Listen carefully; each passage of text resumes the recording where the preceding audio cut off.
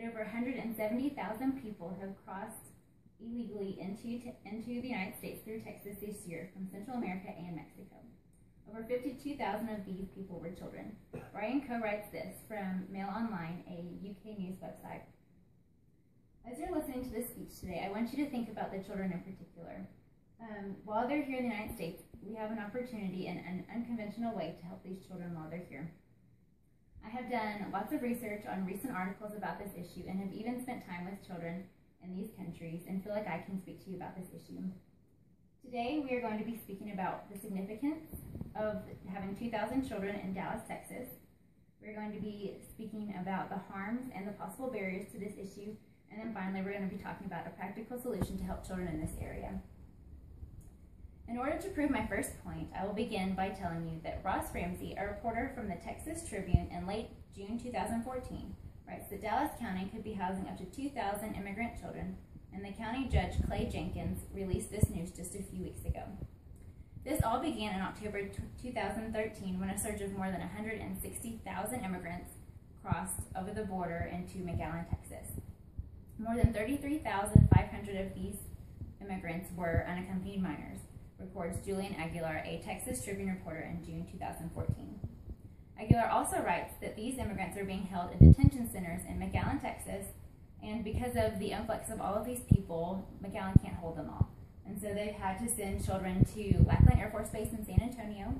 They've had people go to El Paso, Texas, and now they're finally having people come to Dallas. In an article by Terry Langford and Jessica Hamill in 2014, published by the Texas Tribune, they discussed that in order to help with the influx of children, state and federal officials have been working as quickly as possible trying to reunite these children to any relatives they may have in the state or in the United States. This is important because in order to have these detention centers open for more people, they need to get rid of these other children to people who can take care of them probably better than these detention centers can. There are several barriers to this problem. Some of them are attitudinal, such as negative attitudes or racism in the United States, and some of them are structural, which is cost and immigration policy.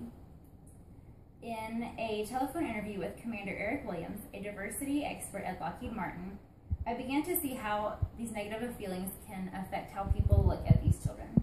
He states that Guatemala and Mexico are failing to protect their citizens, that passing this problem on to the United States is not the answer. Obviously, in the United States, there are more people than just the person that I interviewed that feel very strongly about this issue, even more so, and this may cause harmful effects to these children while they're here. Some of the other things are cost and immigration policy. Cost is obviously going to be run through tax dollars from the state and from the federal government. And then there's immigration policy, such as how long they can stay and how this will be taken care of. Now that you understand the causes and effects of this problem on the state, let's talk about Dallas in particular. One of the major issues are housing and then the basic needs of the children as well as the community reactions. The housing of these people is going to be about a fourfold problem. There's the facilities. Where are these people actually going to be held at? There is the amenities that these facilities have, such as restrooms, kitchens, cafeterias, and showers. How long the children are going to be staying there, and then when will they actually get here? County Judge Clay Jenkins is talking about signing contracts in Dallas and the surrounding areas for 1,000 children at a time. This is from the Ramsey article that I mentioned earlier. So they need facilities that are going to be big enough to house 1,000 children at a time by providing areas such as where they can sleep, bathrooms, and all the rest of those things. The children, it looks like, from all the research that I've done, will be coming in early August or September. And the Ramsey article also mentions the fact that they'll be signing 120-day contracts for these children to stay at these areas. The Department of Health and Human Services pays and provides for the services for these children through a network of grantees.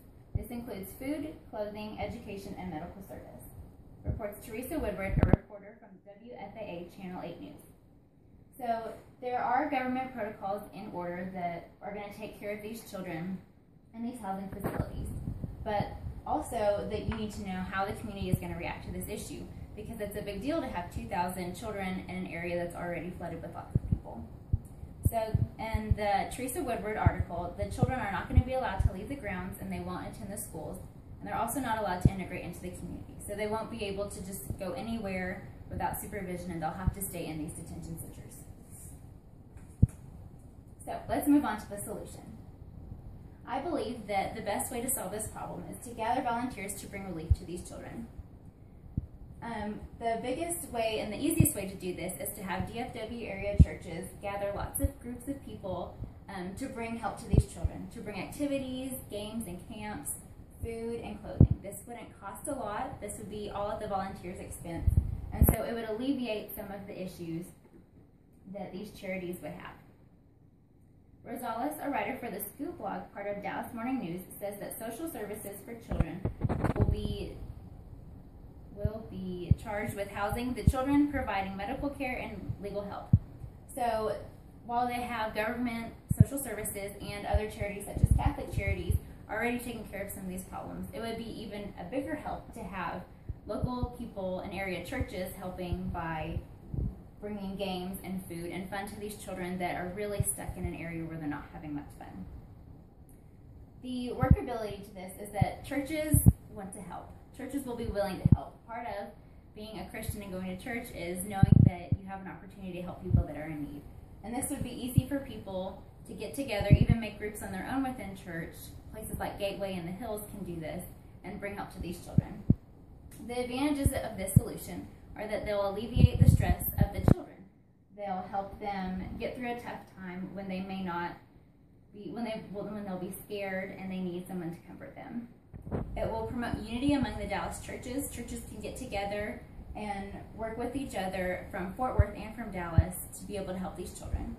And it'll take the pressure off of these charities that feel like they have to provide the clothing and the resources and the food to all these children, and having to use their own money when people or volunteers can bring their own time and money to this problem.